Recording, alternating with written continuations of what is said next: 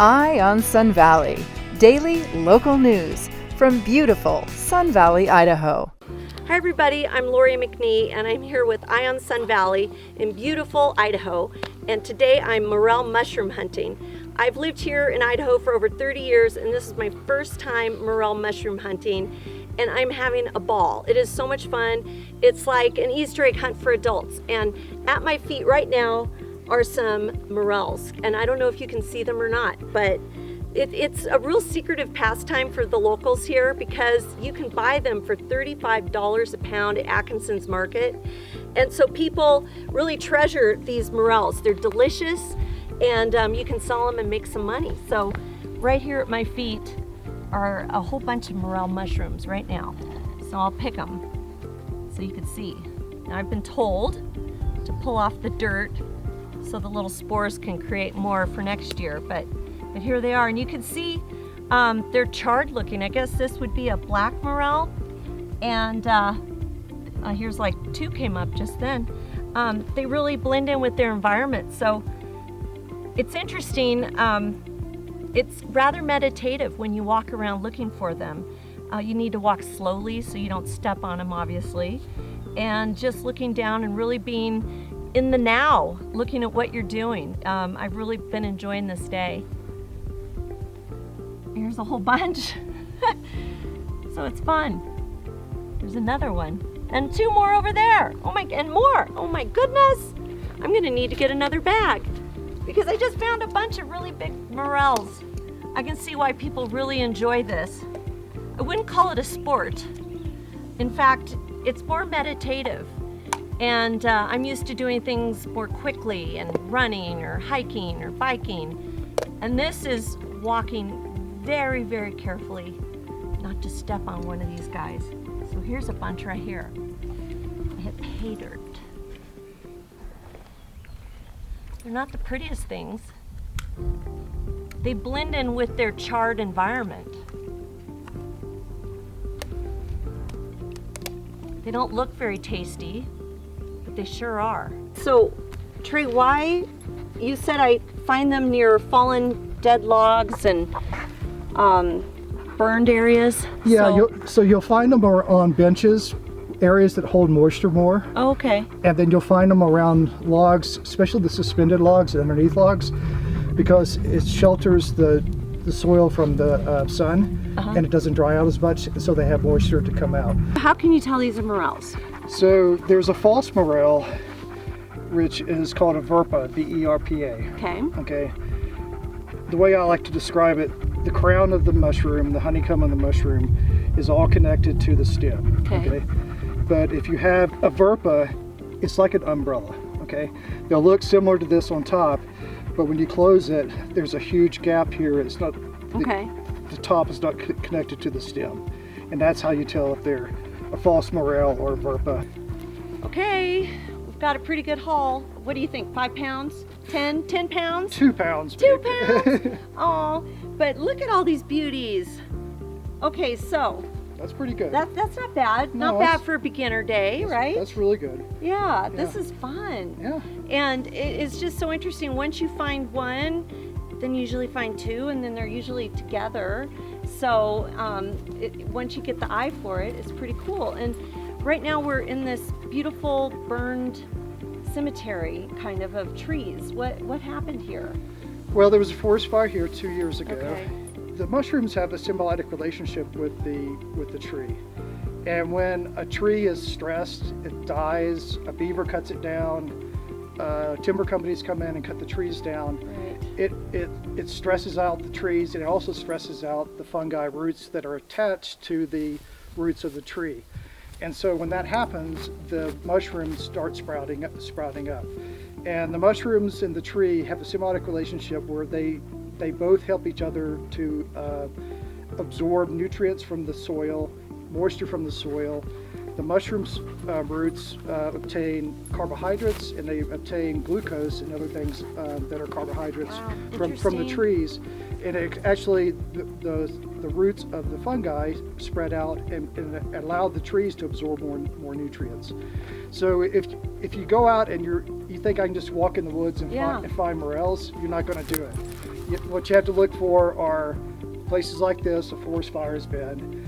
Look for a place where beavers have cut trees down, especially in riparian areas where beavers are going to be. Walk around those areas. Once you find one mushroom, like you said earlier, you're going to find 3, 6, 10 or more mushrooms in the same area. And I've started to kind of get the knack for it. It's really fun. You walk through a lot of little areas of diverse habitat within this area, and some is much wetter and drier, and some have more dry trees, some have more charred trees. But so I found the boggier areas with the real charred trees seem to be a good area for me to find them, at least. Well, and that's a good point. I mean, right now, the mushrooms don't start sprouting until the ground temperature is right around 53 degrees. Oh, that's so interesting. And there needs to be moisture also. Yeah. So if you have the dirt at 53 degrees, but you don't have moisture, you're not going to have mushrooms. Okay. If you have it too hot, they're not going to sprout, and if you have it too cold, they're not going to sprout. So it's a combination of everything that has to come together at the same time, and then the mushrooms will start popping. Well, it's so much fun, and he told me not to wear shorts, and I'm like, oh, it's such a beautiful day, I want to wear shorts. I'm so glad I didn't wear shorts, because we're bushwhacking and climbing over these logs and hooking ourselves on them, and so don't wear shorts. And bring water. I forgot to bring water, so that's back at the car. And what else? A hat, bug spray, you guys. We forgot bug spray. Yep. The bugs really like where the mushrooms are. Wherever the mosquitoes are buzzing around, that's where you're going to find mushrooms. So what else? That's it. I think it's good. But we can't tell you where we are. No, Where can they find it though? You can go to Google Earth. Yeah. You can put in Fungus Mountain, Idaho, and when you find it, you'll find out where we were. Okay. Okay. And there's a fungus among us. Let's go find more. We're gonna go find some more.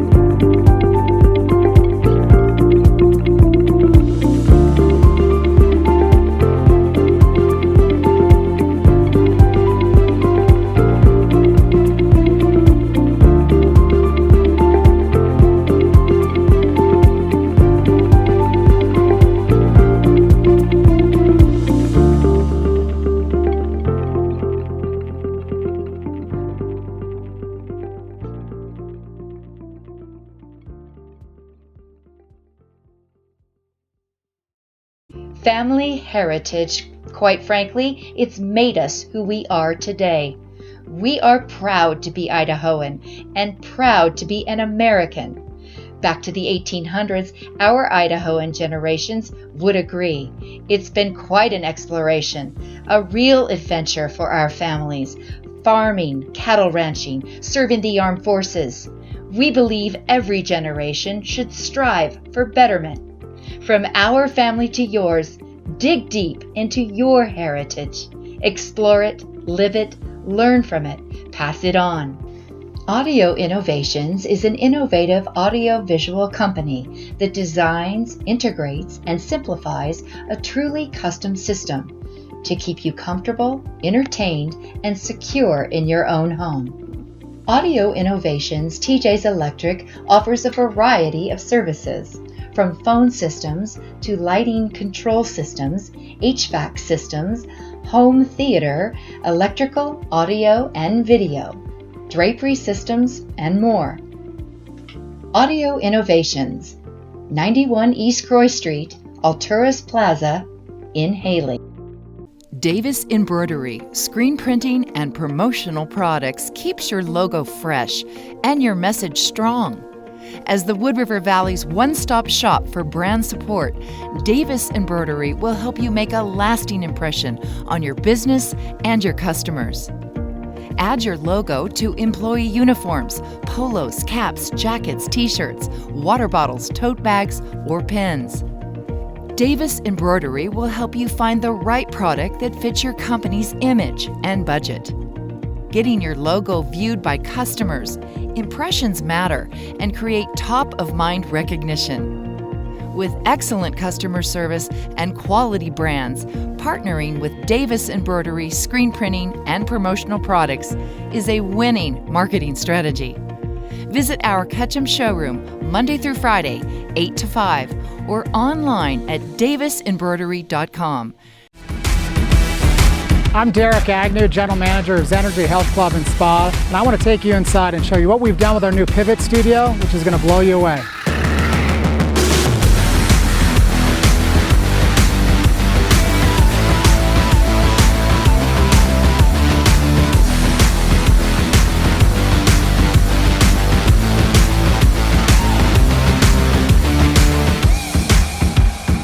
The therapists tell me that Pivot really is the game changer. It fills that final gap that we were missing at Zenergy, things they could not do in our main gym. The recent addition of the Pivot Studio has meant wonders to me as a physical therapist. I can now take care of the most vulnerable post-operative patient, but now I can include programming that challenges the most elite athlete.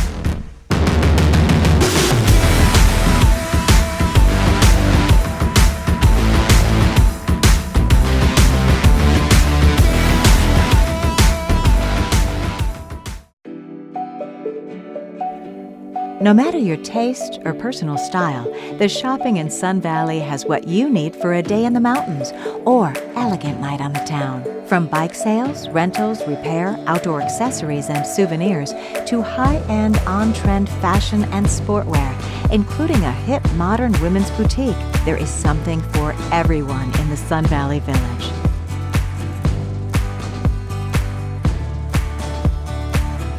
Don't forget about the kids, as stepping foot in the toy store is a dream come true for the little ones. The Sun Valley Village shopping options blend a touch of European style with Main Street USA hospitality, all in a charming mountain town setting.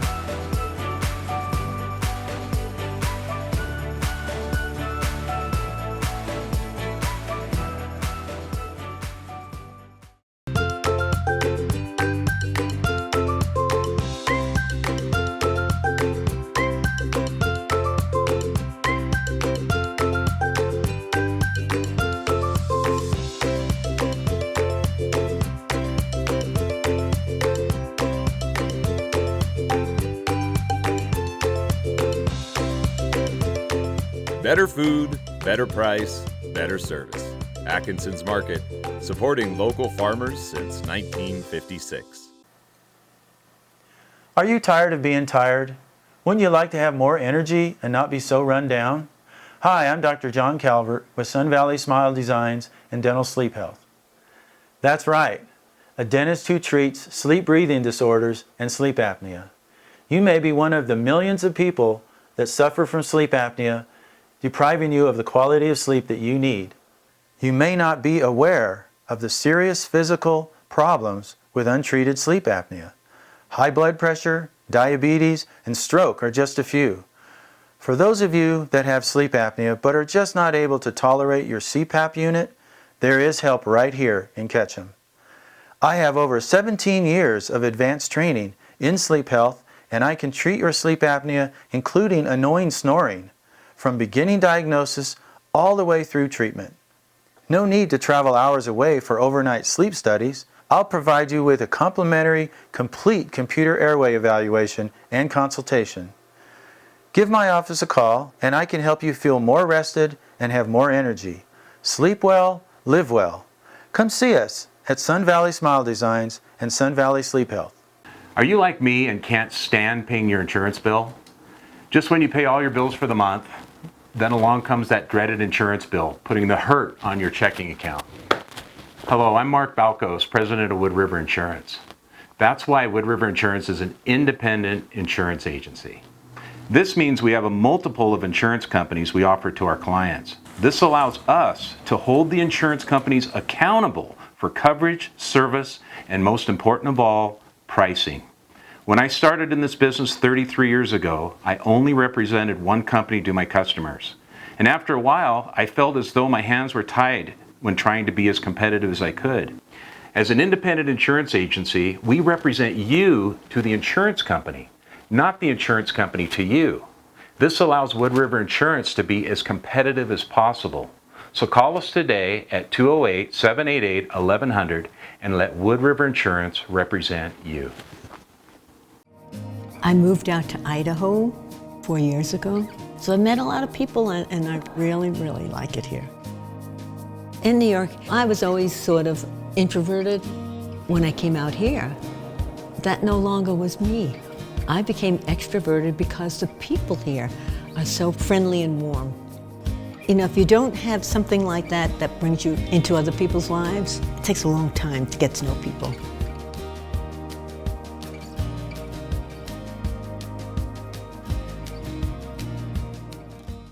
Hi, I'm Karen Bosick with Ion Sun Valley. Thank you for joining us today with the beautiful Sun Valley Inn, which was recently remodeled, and I'm here with a very special guest, Colleen Crane. Many of you may know Colleen. She was a gourmet chef for a Winter's Feast, which was a yurt out on Warm Springs Golf Course. She has worked at the community library, and she has also worked for the Sun Valley Summer Symphony.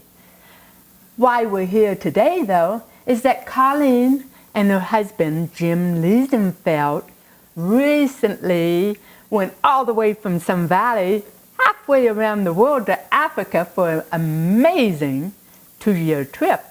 Colleen. Well, thanks, Karen. Yes, it was amazing. It was so amazing. We left.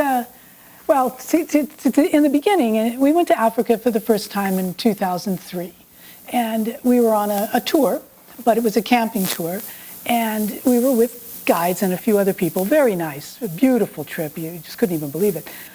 The years went by, and we went back to Africa a couple more times, and we did what you call a self-drive, where at this junction we would rent a vehicle that came equipped with the stuff we needed, and generally we would keep to a small area, because it's really wonderful to hang around in one place. You know, if you keep going and you're always looking for something, you forget that if you just sit still for a minute, you know, something will come to you. So that's what I feel Africa is very, very good in that way. But so we would rent a car and stay for a couple weeks and maybe do a small area, one park or maybe two. And then we thought, you know, where do we want to go next? And I thought, I just want to do so much of this. Why don't we do it all? You know, of course, we didn't really do it all, but we wound up traveling 10,000 miles from Sun Valley to Cape Town, where we had bought a rig, a Toyota pickup with a camper on the back of it, had all the right stuff, 4-wheel drive and, you know, good tires.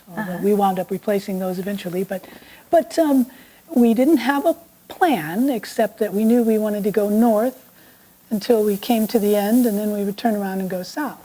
So not having a plan was probably one of the hardest parts, because it got easier and easier as we went along, but in the beginning it was like, well, where are we going? You know, and how are we going to get there? But it was so simple in the end. You just point the car the way you want to go and stop when you want to. So what were the roads like to drive? For the most part, they were bad.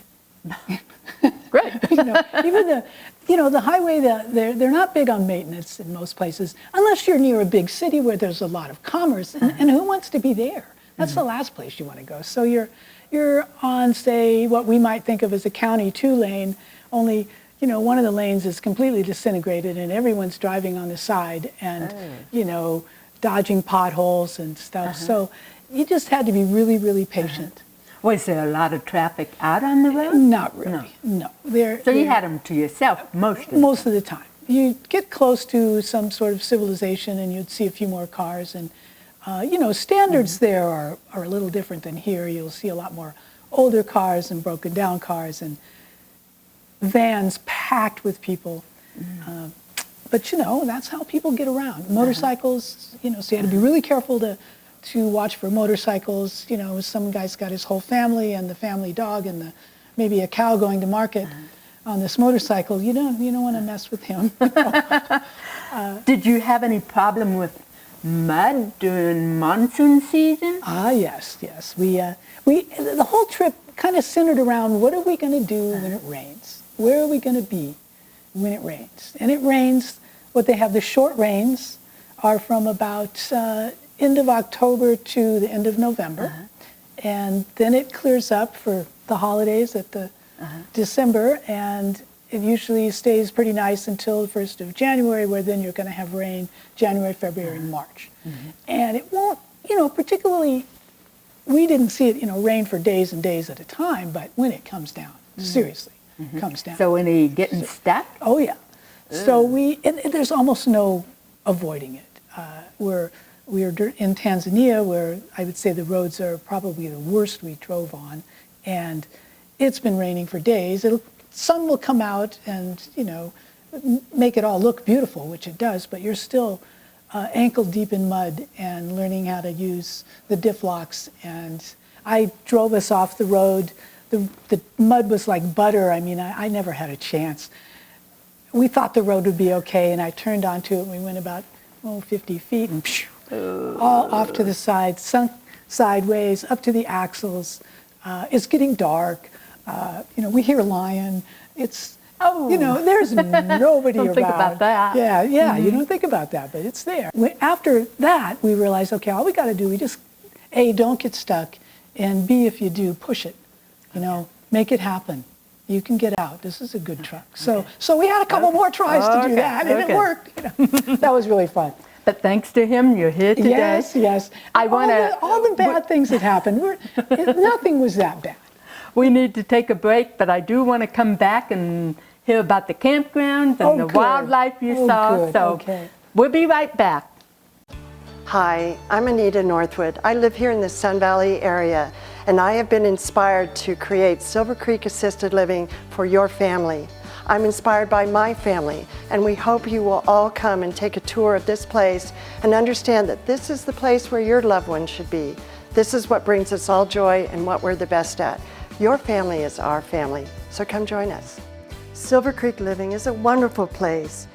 It's not just about compassionate senior care. It is the best place for you to bring your loved one. We provide a beautiful environment where your family is our family. We have great food, fun activities, lots of entertainment. You can socialize with their peers, bring your family, and yet feel that you're in a beautiful, safe environment, while you can still have fun while knowing that you're well taken care of with the best of care. This could be the next best chapter in your family member's life. La Cabanita Mex, dubbed by the locals as authentic, tasty Mexican food and drinks with a festive atmosphere. And a pretty darn good sports bar too. Big screens all over. La Cabanita prides itself on their authentica cocina mexicana. Good food, very fast service, and delicious house recipes with those special Mexican spices. La Cabanita Mex, serving lunches, dinners, catering, company parties, and takeout. Ketchum and Bellevue. La Cabanita Mex.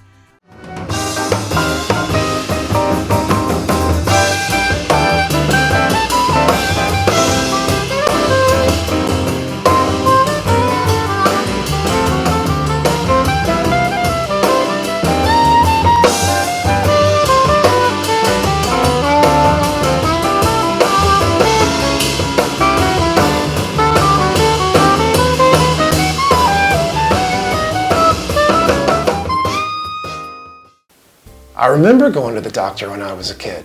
He knew me, I knew him. It was really simple.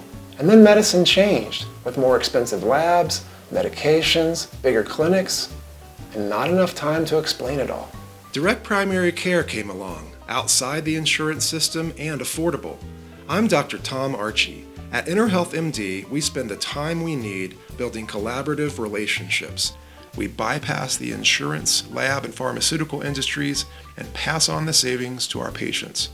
At our office, common labs can cost $5 to $10, and in our pharmacy, generic prescriptions often cost less than $5. Our family practice treats fractures, lacerations, and sports injuries, teaches prevention, and coordinates acute and chronic care. We don't accept insurance. Our patients pay a monthly fee that is less than a cable bill. With acupuncture, herbs, Class 4 cold laser, and a holistic, functional medicine approach, InterHealth MD is family medicine like it used to be, affordable, personal, and looking to the future. As a family, we've been with Harrison over 20 years. So this business is really unique to Insure because we have employee housing here in the light industrial, and we have all these moving pieces. We have the car wash, we have a detailed garage where we're bringing in, over the course of a month, we can see 1 million to 2 million in vehicles pass through our garage. Nathan has been, his phone line is always open to me, and that's been huge. It's a real personal relationship. I pick up the phone and call him, and he's always there, ready to answer my questions. He's really quick with getting back to me. We have a complex insurance needs, insuring these are kind of considered hazardous sites. They require special coverage because they're gas stations. And he's been able to navigate that from personal business through and through. So Harrison Insurance was instrumental in getting us good, being well covered at a good cost basis. All of these pieces need to be considered, and when I've got my back turned and I'm focused on the business and the people and the aspects of the business, it's nice for me to offload this responsibility, which is a big one, to make sure that all my bases are covered. I need to know that if something happens, if a plane crashes into the lands short of the runway and lands on the business, that we're going to be covered. And with Harrison Insurance, I'm confident that they've got my back and that they've set me up for success. Harrison Insurance, for all of your insurance needs.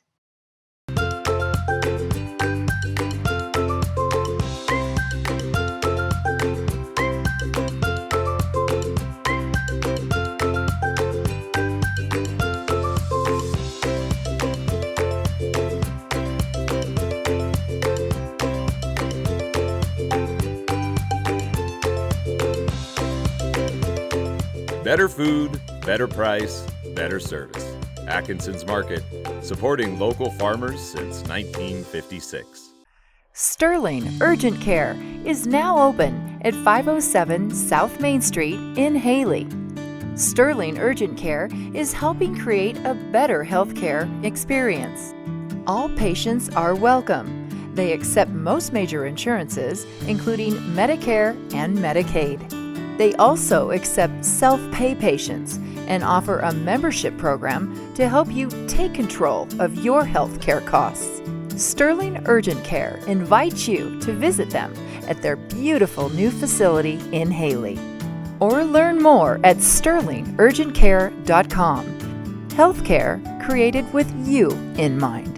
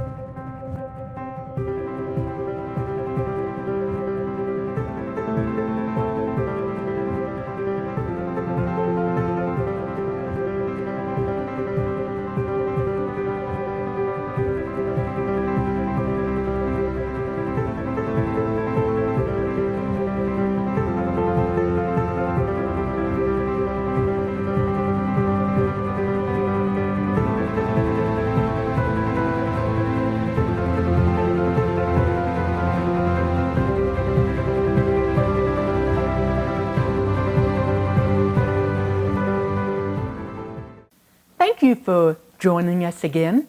I'm here with Colleen Queen talking about her magnificent trip through Africa, driving on their own. Colleen, which countries did you go through? Well, we did 13 countries in southern and eastern Africa. We started in South Africa, so we did Namibia, Namibia, Botswana, Zambia, Zimbabwe, Tanzania, Rwanda, Uganda, Kenya, Ethiopia, Mozambique, Malawi, and Swaziland. Okay. And so that's 13 countries. We traveled 70,000 kilometers from start to finish, and that's about 50,000 miles, U.S. miles. Took us 22 months, and we loved to stop and hang out in places that we liked. And what were the campgrounds like? Oh, some of them were just so primitive. You were literally just opening up the camper in the middle of nowhere, surrounded by who knows what. You had to be really careful. People for the most Very part. few people. Wow. As you get further and further south, you run into more people. And in certain seasons, I think Tanzania and Kenya are very popular because it's easy to get to those countries. But campgrounds varied from, again, absolutely nothing to some pretty nice campgrounds. Rwanda in particular has some lovely campgrounds, although it's a very small country and they only really have a few parks. But Zimbabwe has built their campgrounds years ago, and they were magnificent. All these big sculptures and rock buildings and like almost a castle look in this one campground, only it's never really been maintained, so it's crumbly and it looks like something from an apocalyptic movie, so it was really cool. But very rarely were they fenced. So you'd be out there with elephants, hippos, the two big, never even think about going outside if an elephant's in your camp. You just wait. But those are the two big creatures that you've got to be concerned about. The stealthy creatures like lions, leopards, cheetahs aren't really going to bother you, but you did need to be really careful, really careful. And we camped in a very small place, very bushy.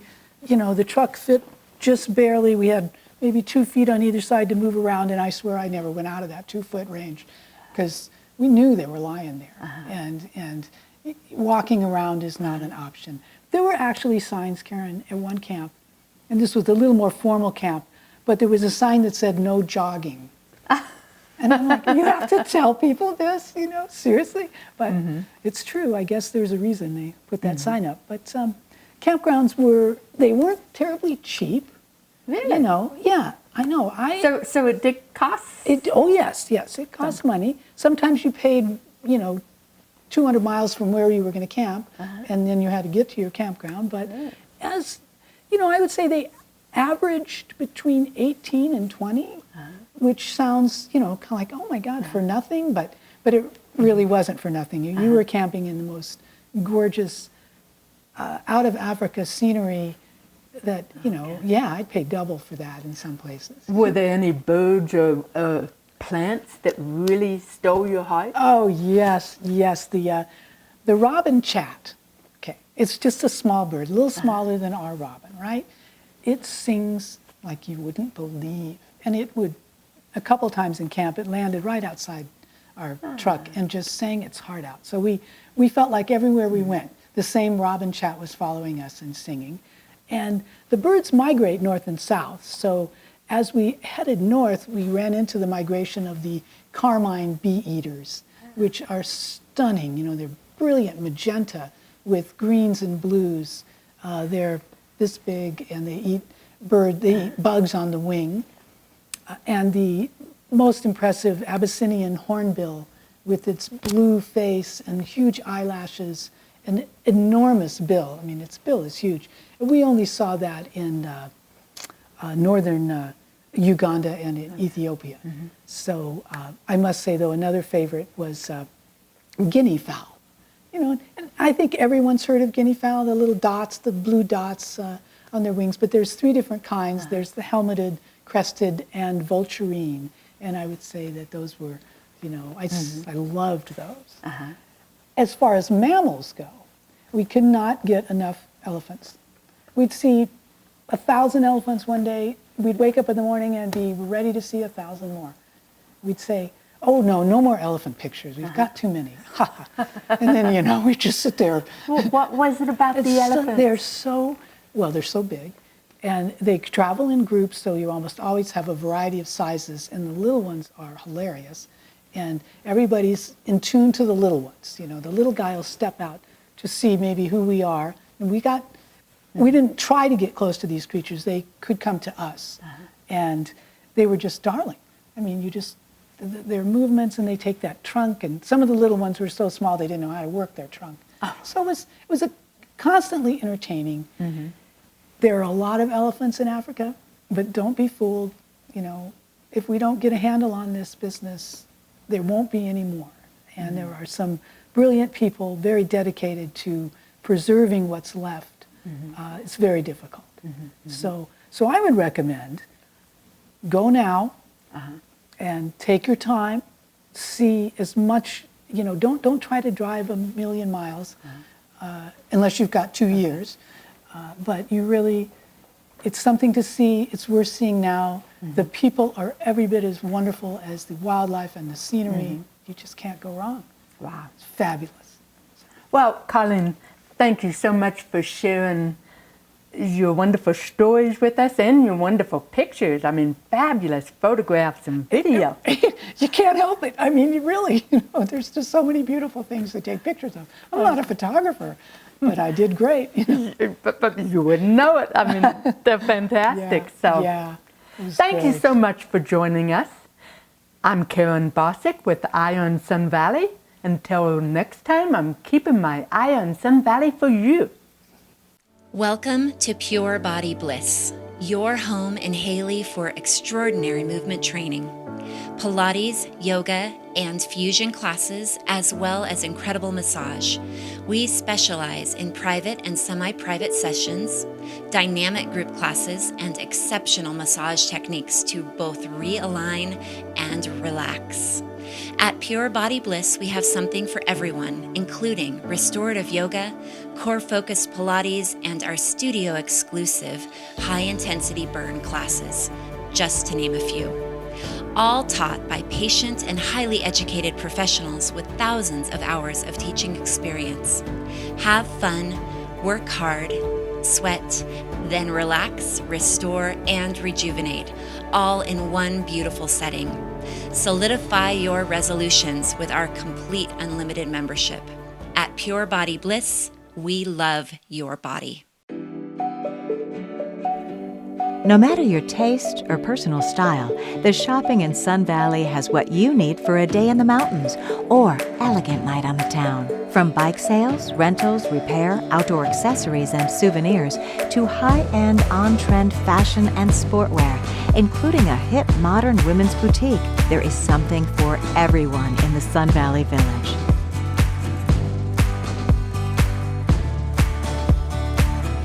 Don't forget about the kids, as stepping foot in the toy store is a dream come true for the little ones. The Sun Valley Village shopping options blend a touch of European style with Main Street USA hospitality, all in a charming mountain town setting.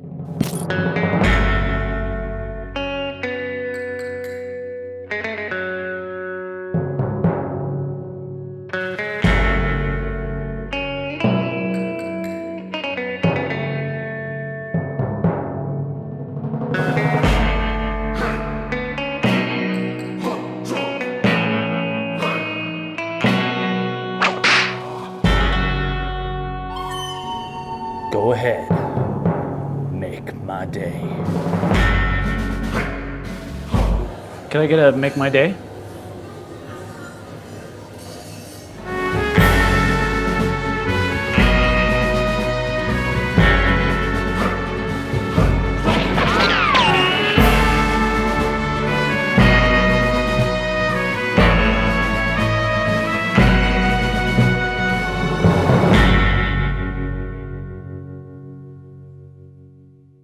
My name is Keith Perry, and my wife Paula and I are the owners of Perry's Restaurant, operating here since 1985, and we've grown to become a local institution here. We make almost everything from scratch, including all our muffins, our cookies, our salad dressings. Everything is made to order.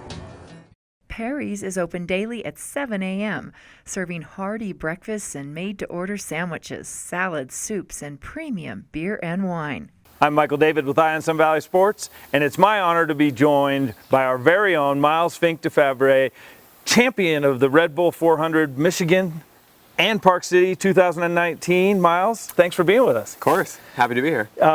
So awesome, and we'll get to talking about these races. But you've gone out and kind of accomplished the first 2/3 of this amazing goal and journey that you've set yourself out on this year. So, you know, you're the 9-time champion. We've got Baldy in the background here, the Baldy Hill Climb. Talk to me a little bit about how a kid that grows up here decides that you want to run up and down mountains. Yeah, it's not for everybody. I was one of the few kids that really took to doing endurance sports, and I just always had a passion for just being out in the mountains. In the mountains, and, sure. Yeah, standing on top of a mountain is like my happy place. Right. Always has been. And it seems like pushing yourself, pushing your body to its max. I feel the most like me, and it makes me feel alive. And yeah, it's uncomfortable, but you gotta. I find some comfort. You're right. That's Yeah. great. And you didn't start off on the mountains climbing. You started off going down, right? Yeah. You were a top level skier. Talk a little bit about your ski career as a youngster. Yeah. So I started skiing at 2, and quickly wanted to be a ski racer and make my life as a skier. I had huge goals and aspirations of being a professional skier, and I ski raced until 25. Right. And yeah, I was top 75 in the world at one point. Wow. Like 5th in the country. Won a North America Cup race, and yeah, had a lot of success. Didn't quite make it to the World Cup, but you were at the top. Very accomplished. Yeah, you were. You were at the top of the game. Yeah. Right. Too. And so how's a skier then decide, hey, I want to go climb up the mountain instead of taking the chairlift? Yeah. So with skiing, we have a lot of off season. Right. Being a winter sport, and no access to snow for Sure. a lot of the year. Okay, so you're 12 years old, you're a kid, and Yeah. you decide you're going to jump in there with the adults and do it. Yeah. How'd that go? Completely unfamiliar with my life has spent going downhill, and Right. I spent a lot of time in the gym and doing like more specific stuff for training for alpine ski racing. Right. So. But not a going up Yeah. kind of. So no idea what I'm in for. And you just flew out of the gates. Yeah, the gun right? goes off. I just like start sprinting up Baldy. I obviously make it like 5 minutes before I like completely blow up. But Right. I got up there. You finished it. I felt proud of myself for climbing Baldy, which at 12 seemed like a really big mountain. Right. It's like Everest Yeah. to a 12-year-old. And the And next year, you enjoyed it and said, I'm I going loved to it. do And this. I always, I think like suffering was kind of like came natural to me. Right. I enjoyed it. That pain and kind of moving through it, pushing yourself to it and through it, huh? Yeah. Right. So then you're Got a going little to do it again? inspired to like come back and do better, and maybe train a little bit for it. Right. Maybe go up the mountain a couple times before the race, right? And then you saw market improvement the next year. I improved substantially, and then at 15, I think I did like a 42, Right. and was top 10 in the race for sure. And at that point, I knew like I could win this race. Right. 15, I got 3rd in the race, and by 17, I won my first Baldy Hill climb. At 17, you won your first, Yeah, and you've now 16, I was second. So it was a now constant won, improvement. You've now won 9. I mean, there was obviously chatter amongst the adults, like, this kid's good, right? I mean, did you know that? Yeah, you did. You did. Yeah. Well, we're going to take a short break, and then we'll get into kind of where this has taken you as a hill climber, and the exciting things that you're doing this year, and the documentary and everything. We'll be back after this short break.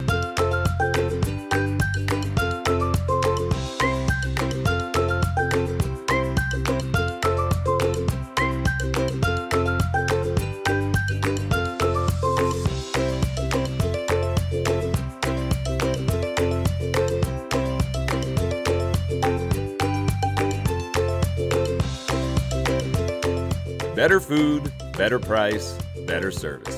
Atkinson's Market, supporting local farmers since 1956. I'm Derek Agnew, General Manager of Zenergy Health Club and Spa, and I want to take you inside and show you what we've done with our new Pivot Studio, which is going to blow you away.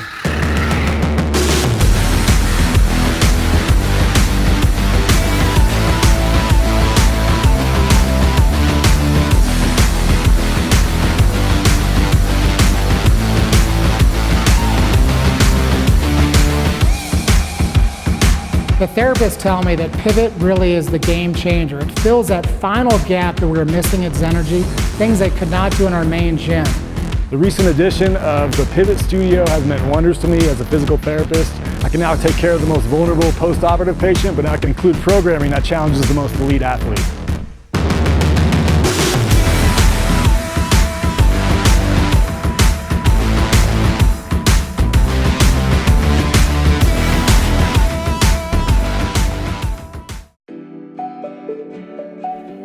No matter your taste or personal style, the shopping in Sun Valley has what you need for a day in the mountains or elegant night on the town. From bike sales, rentals, repair, outdoor accessories, and souvenirs to high-end, on-trend fashion and sportwear, including a hip modern women's boutique, there is something for everyone in the Sun Valley Village.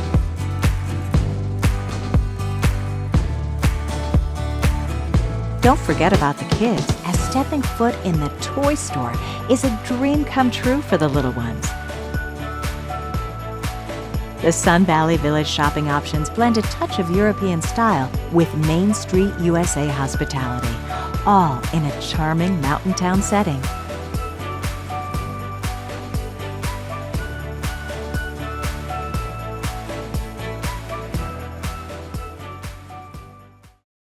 We're back with the Red Bull 400 champ Miles Fink Dubray. Miles, so you're starting to dominate this Baldy Hill climb. Yeah. But you're still skiing at this time, and you're at the top of that sport. Yeah. Talk a little bit about when you made that decision to go from I've done what I basically can do skiing, and I'm gonna now focus on this. Well, I never really had the moment where now I'm gonna just focus all my time on the Baldy Hill climb. Right. I just kind of face the next chapter of my life, and I have to make a career too. It's a retirement in essence, right? From one sport. So I almost I'm kind of done competing as an athlete. Obviously, I'll always be an athlete and I'll always train. I love fitness, and that's why I'm a personal trainer. So I quickly went into personal training, because fitness is such a huge part of my life, and I'm so passionate about it. And I found so much. It was so rewarding for me to start changing other people's lives. Right. I found that same fulfillment that I would have for myself with goals by meeting other people's goals. Right. So you could impart that passion that you have and give it to others. And so you've got your business based out of here in Ketchum, right? Yeah. And how's that going? It's great. Yeah. I love what I do. And and it allows you to continue to train and while you're working, right? They always say fitness is 24/7 for me. That's all right. So you got to reinvent yourself. You're a skier. I'm sure that dominated your life up to that point. And you're starting a business, and you've got things like that. And then of course I keep on doing the Baldy Hill climb because after I won a few, it's like this is. I quickly knew this is a legacy for me here, and I want to keep doing it as long as I can. And, yeah. So you, as a 17-year-old, you won. Do you remember your time? It was 36 minutes. 36 minutes. So that, and then your other sorry, excuse me, 35 minutes. That was my fastest one. Really? So that's still your fastest at 17? Yeah. What do you attribute that to? I mean, you're always kind of right in that same ballpark right now, but... Yeah. Naivete, maybe? It's like youth? That's you're kind of spot on with being a little naive is always good in a race like that because it gets daunting when you know how much pain you're going to be in, and it's hard to push yourself year after year. Right. That's the tough thing. So that 35, what's the record for the Baldy Hill Climb? Is it 35? It's like 10 seconds off. Okay, so and that's a record I've been chasing for the last decade. So Okay, so that's a goal. That's a goal for you. Well, yeah, I mean your exploits in the Baldy Hill Climb are well known in these parts. I mean, they may have to name the thing after you soon, but. The Red Bull 400 series, you did it last year in Park City. Yeah. You won it. That's a totally different race. Tell us a little bit about what the 400 signifies and what that race is like. Yeah. So the Red Bull 400 is, they call it the world's toughest 400-meter running race. It goes straight up a ski jump. It's like average of 40% grade. Right. So very similar to like Upper Greyhawk, for instance. Right. And that's where you're training for these when you're at home? So I'm doing a lot of like race-specific stuff, Upper Greyhawk. Right. It's 500 vertical feet of elevation gain, which Upper Greyhawk's the same. And I feel like this race was tailor-made for me. I knew that before I went to Park City last year. I was like, if there's a race for me out there, this is it. And no poles, no spikes or anything? No, you're not allowed to use any spikes, no poles. You're on the ropes on the landing part. Yep. First half of the course because it's so steep. Some of them are artificial grass, which makes it kind of slippery. Yep. So you're just like pretty much climbing a ladder. Right. Yeah. Wow. And then you make the transition onto a ski ramp. That's up the wood slats, which is really good footing, but fascinating. So it's so you're. I mean, this is a climb. Baldy Hill Climb is a run, right? For the most part, right? You're in a power hike, and I use poles at the Baldy Hill Climb, right? But it's like a mini Baldy Hill Climb, in a sense. Right. So you went to this year. You went to Michigan for the first of the series, and you went there. Talk to me a little bit about the competition out there. That's the best in the country that are out there competing. A lot of the best guys from the East Coast. The guy that won it the year prior, he's a Nordic skier, and he won NCAA's that year. Right. And I knew he was coming back to defend his title. Yep. So I knew it was going to be tough with a lot of elite athletes. A lot of famous like endurance athletes were there. Right. From across the Red Bulls 400 is really cool because you can get like a professional speed skater, you can get a professional cyclist, marathon runner, a wide variety of athletes. Right. Could excel at that, and you get a wide variety of athletes wanting to turn up to one of those. Right. You don't really. It's interesting, like who you'll be competing against. Right. So you went to Michigan, got the job done against all those incredible athletes, and Park City was next. You told me I'm going to win this thing, and you went out and did it. What was that race like?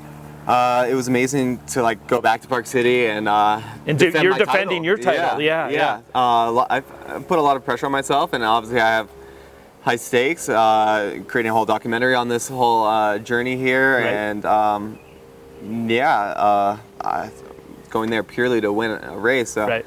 And with the target on your back, right? Yeah. I mean, is that a different feeling rather than you going out? Completely. It's a lot easier to turn up to a race anonymously. Yeah. And you can attack someone, and they're like, a lot of times, you can get away because we're fitter, and this guy doesn't know what he's doing. Right. And so you can take him by surprise a little bit. That happens.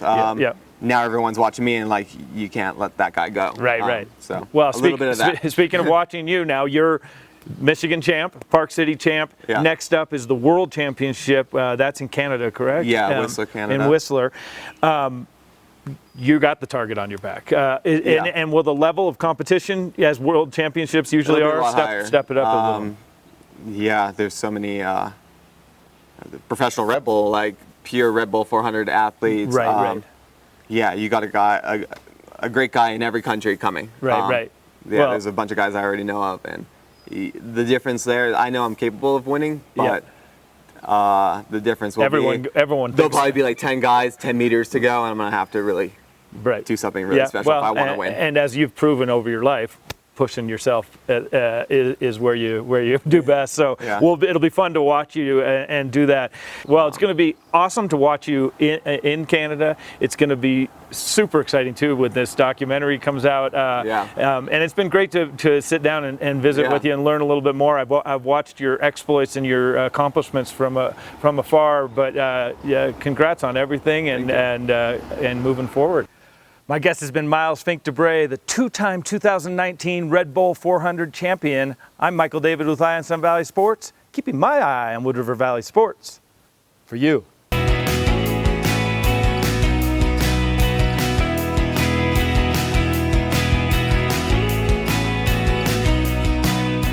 Eye on Sun Valley, daily local news from beautiful Sun Valley, Idaho.